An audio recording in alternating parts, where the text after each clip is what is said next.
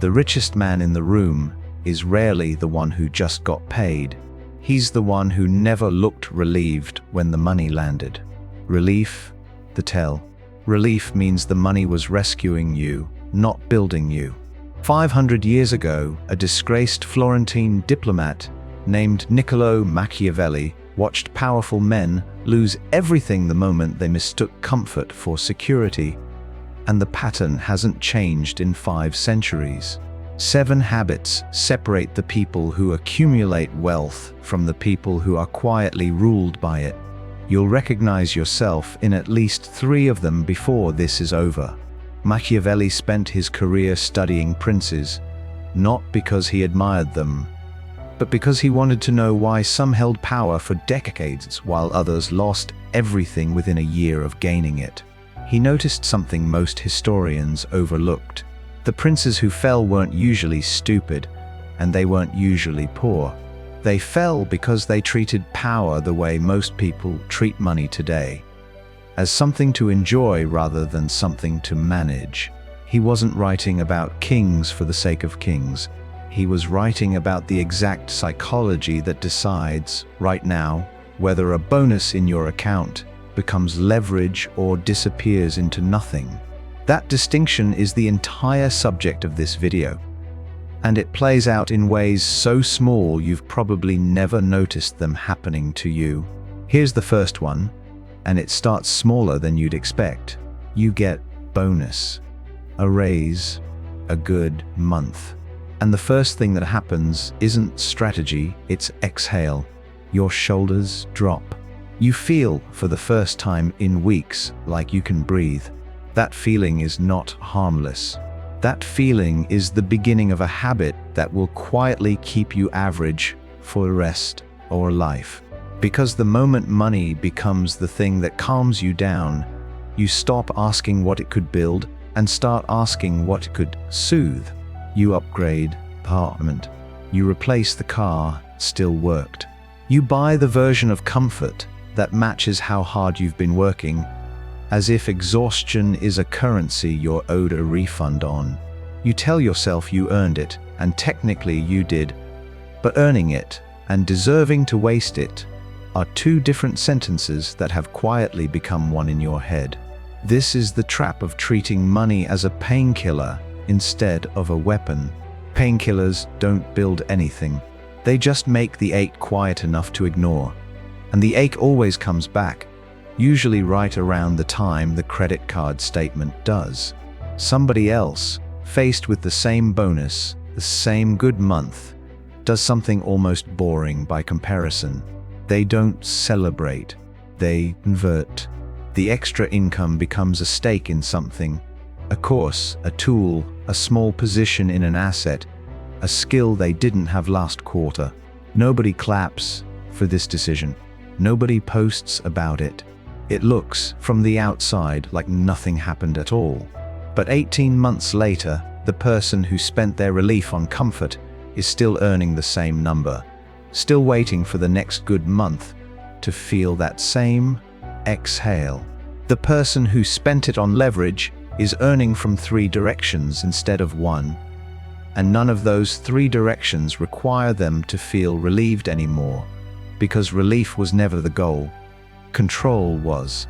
Same starting bonus, same starting fear, completely decade. Machiavelli believed a ruler who used his resources only to feel secure was, in effect, already losing. Because comfort disarms exactly the instincts that got him the position in the first place.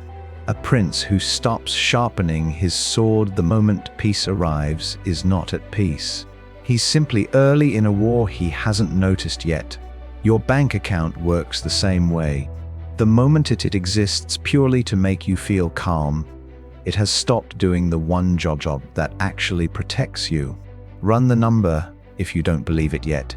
Take 2 people earning the exact same income for 5 straight years. One spends every bonus, every raise, every windfall on lifestyle. The incremental upgrades that never quite feel like excess in the moment.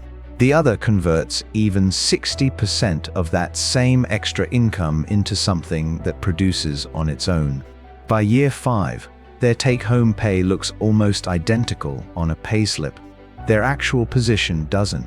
One of them still needs next month's paycheck to survive next month. The other has quietly built a second income that doesn't ask permission from an employer, a client, or a platform. Same 5 years, same effort. Completely different foundation, and almost nobody notices the split happening in real time because it never feels dramatic. It just feels like a normal Tuesday, every single time. So ask yourself, honestly, the next time money makes you feel relieved, did it just rescue you? Or did it just get spent doing nothing at all? Hold that question, because it's about to get harder to answer than you think. Now picture somebody who never talks about money.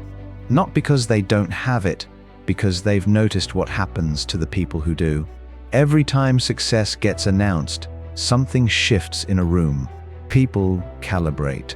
They ask for favors they wouldn't have asked for last month. They remember old debts, old comparisons, old resentments they'd otherwise have let go. A distant cousin remembers you exist. An old friend suddenly has a business idea. Everyone becomes a little more interested in you and a little less honest with you. And it happens so gradually that most people never trace the shift back to the moment they opened their mouth. The quiet person watches this happen to everyone around them and simply declines to be the next case study. Meanwhile, you've been doing the opposite. Every win gets posted, mentioned, warned. Not out of arrogance, out of a very human need to be seen working hard for something, to have the effort acknowledged by somebody, anybody. But visibility has a cost nobody puts on the invoice. The more people can see what you have, the more people will position themselves around what you have, and the less that success actually belongs to you.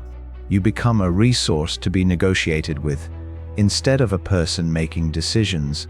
Every conversation quietly reorients itself around what you might be willing to give, lend, cover, or fund, and you spend more energy managing everyone else's expectations of your success than you ever spent building it in the first place. There's a reason the wealthiest families in history built vaults, not billboards.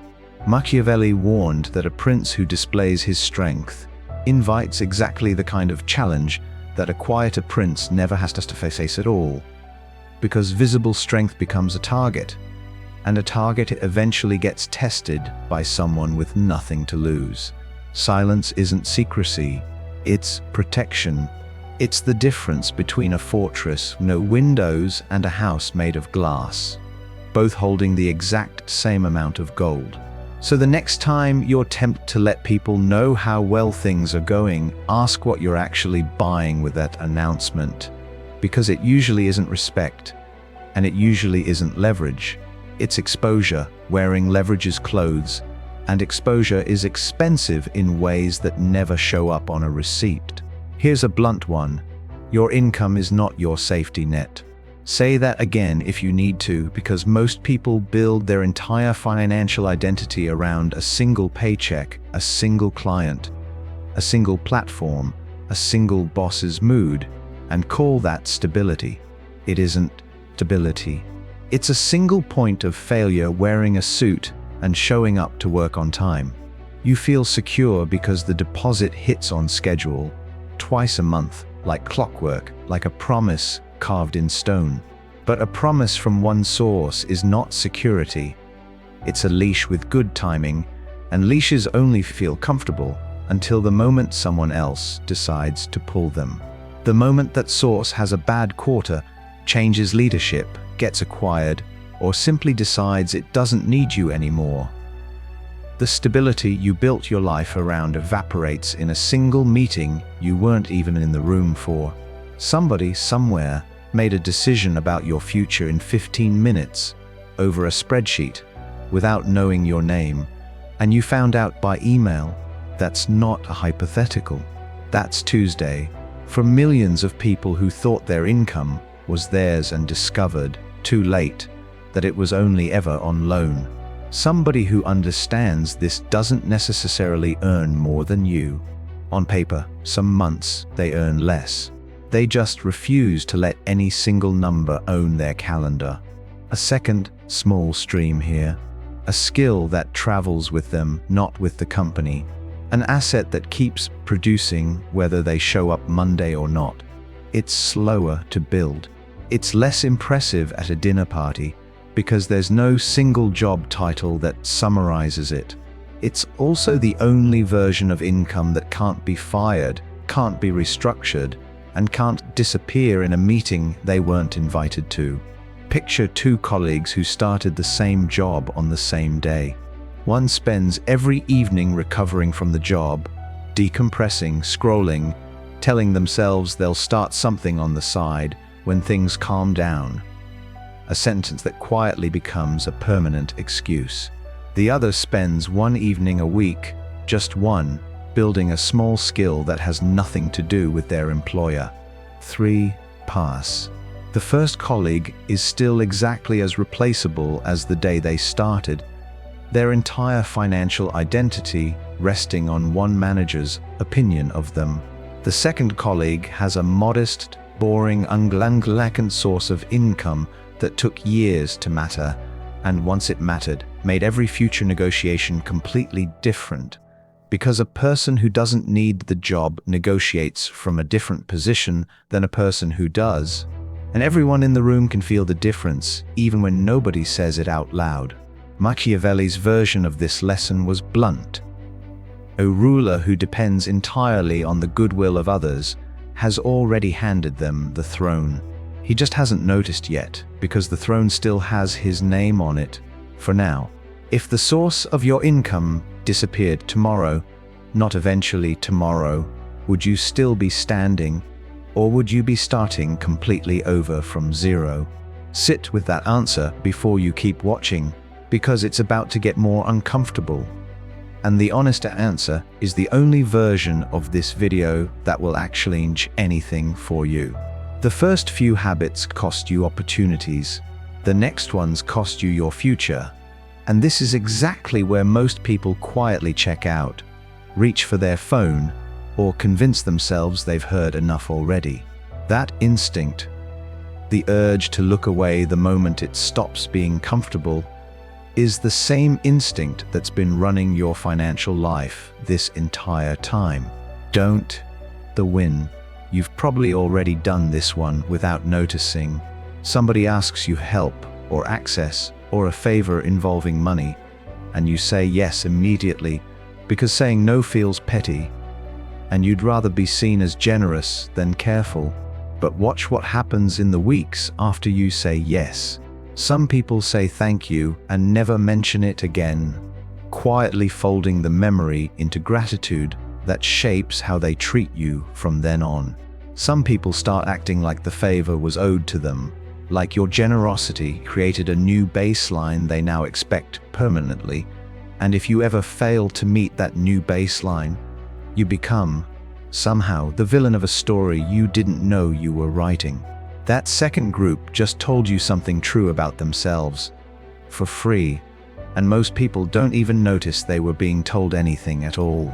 This is the habit hiding inside kindness, using money not just to help people, but to learn who they actually are when they think you're not paying attention, because nobody performs for an audience they don't know is watching. Someone else treats every financial interaction as data, not coldly, carefully. They notice who becomes entitled and who stays grateful, who disappears once the money's gone, and who was around before it ever showed up, who asks how you're doing after the favor, and who only asks what else you might have.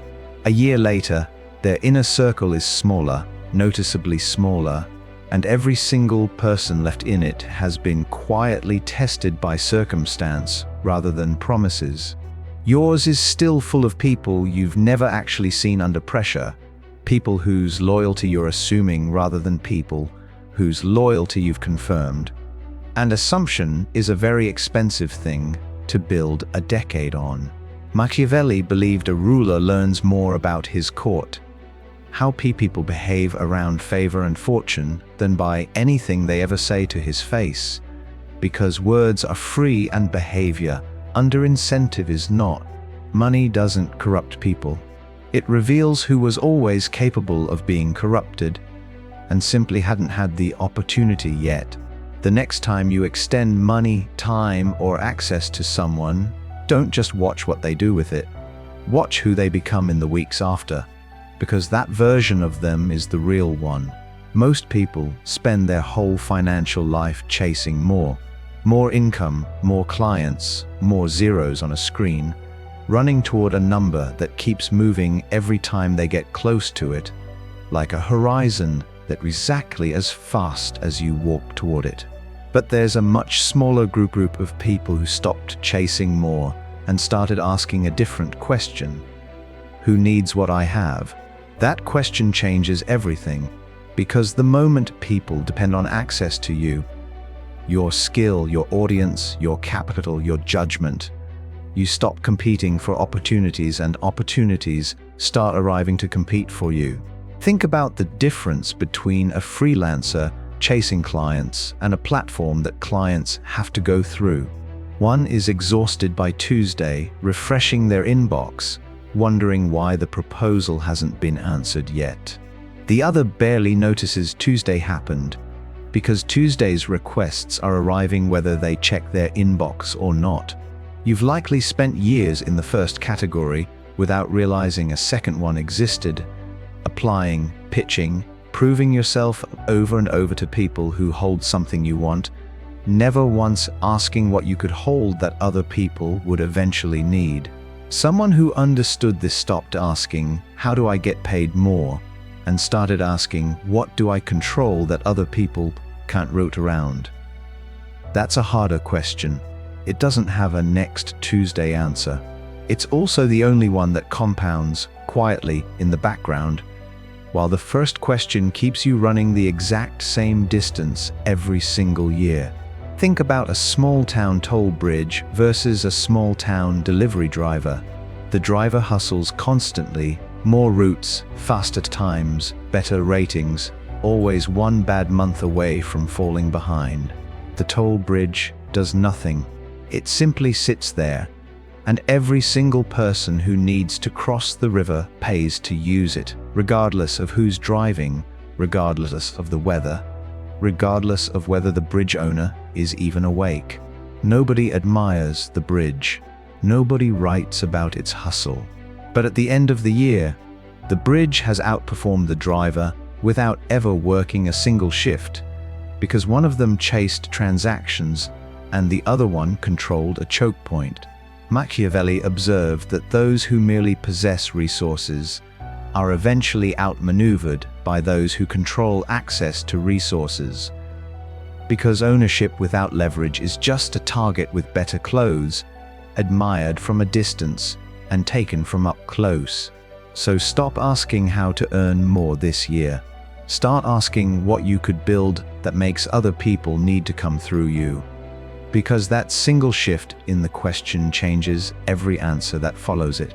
And here's the part almost nobody talks about, because it doesn't sound as clean as build a platform or own an asset.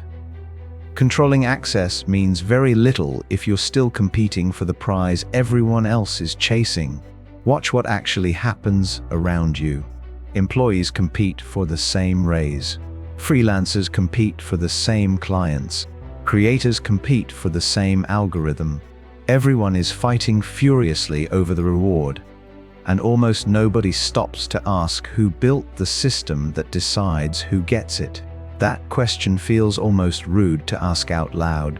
It gets asked anyway, quietly, by the people who end up owning the room instead of performing in it. Think about the difference between winning a game and designing one. The employee who becomes Employee of the Month gets a certificate and a slightly better bonus. The person who designed the bonus structure decides who's eligible, how much it costs, and whether it exists at all next year. One person is playing, the other person is holding the rulebook. You've spent years assuming the rule book was fixed, permanent, handed down from somewhere above your pay grade, when in reality, someone somewhere, just as unqualified as you felt, decided to write one. This isn't a call to quit your job tomorrow or burn down a system that's currently paying your rent. It's smaller and slower than that, which is exactly why almost nobody does it. It looks like a salaried employee who spends 2 years quietly learning how their company's incentive structure actually works, not to game it, but to understand it well enough to eventually design a version of it for themselves. It looks like a service provider who stops just delivering the service and starts building the process, the template, the system other people can license or follow, so the value stops living only in their own 2 hands. The reward for this patience rarely shows up in year 1. It shows up in year 4 or 5, all at once, looking suspiciously like luck to everyone who wasn't paying attention to the previous 4 years. Machiavelli understood this better than almost anyone in his era. The prince who merely competes for favor within someone else's court will always be at that court's mercy, subject to its moods, its politics, and its memory. The prince who builds his own court answers to no one but consequence. So stop only asking how to win the game in front of you. Start asking, quietly, patiently, whether you could be the one designing the next one. Here's the one that will sting the most, because you've felt the shape of it your whole life, without ever naming it. You don't chase comfort. You're terrified of losing it. The lifestyle, the routine, the version of stability you've built. None of that started as ambition. It started as fear wearing ambition's clothes, and once you got comfortable, that fear never actually left. It just went quiet, sitting in the back of every decision you've made since. It's why you stayed in the job 2 years too long, telling yourself it was loyalty when it was closer to dread. It's why you didn't ask for what you were worth, because the version of you that asks is also the version of you that risks hearing no. It's why you said yes to things you resented, arrangements you outgrew, people who no longer deserve the access they still had. Because the alternative, losing the comfort you'd finally built, felt more dangerous than staying exactly where you were. This is the habit underneath every other habit on this list. Comfort doesn't feel like a trap while you're inside it. It feels like proof you made it. Someone who's actually free doesn't have less comfort than you. Often, they have more. They just refuse to let comfort make their decisions for them. They can walk away from a bad deal, a bad job, a bad relationship, because losing the lifestyle doesn't feel like losing themselves. The two were never fused together in the first place. That gap between people who own their comfort and people their comfort owns is the real dividing line this entire video has circling since the first sentence. Watch how this plays out inside an actual negotiation. 2 people, roughly equal skill, sitting across from the same difficult client. One of them has quietly built a habit of never letting any single client fund more than a slice of their monthly needs.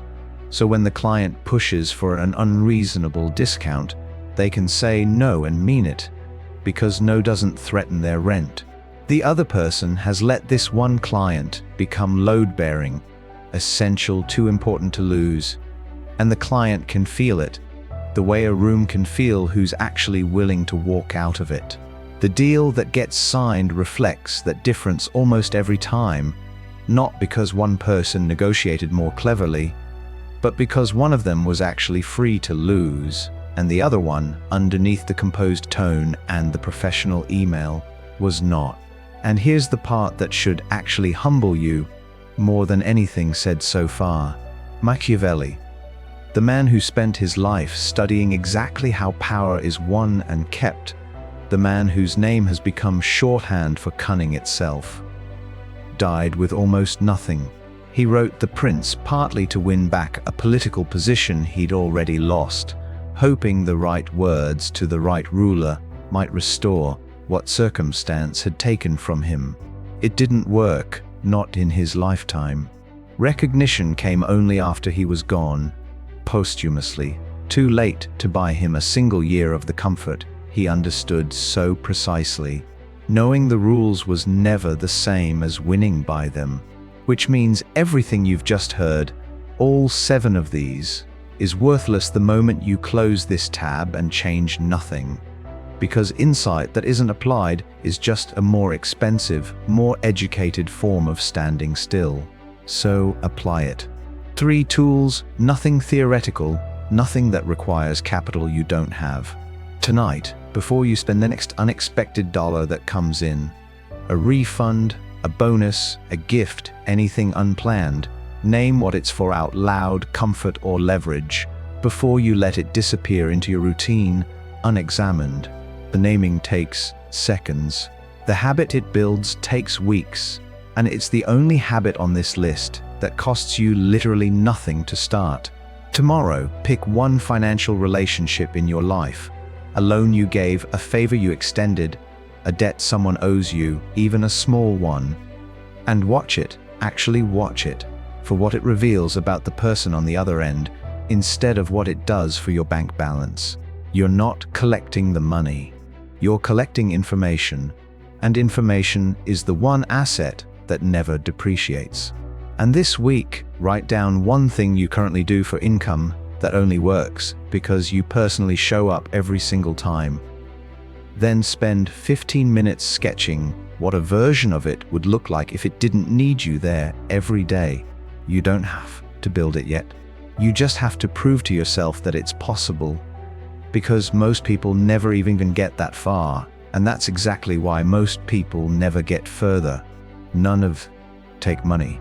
All of them take honesty, which is the one resource most people are far less willing to spend than cash. The richest person in the room is still rarely the one who looks relieved. By now you know why. Relief means the money did something to you. Leverage means you did something with it. Most people will watch this, feel the recognition in at least 3 of these habits, nod at the right moments, and go right back to spending the way they always have. Because insight without action is just a more expensive form of comfort, and comfort, as you now know, was never actually safe to begin with.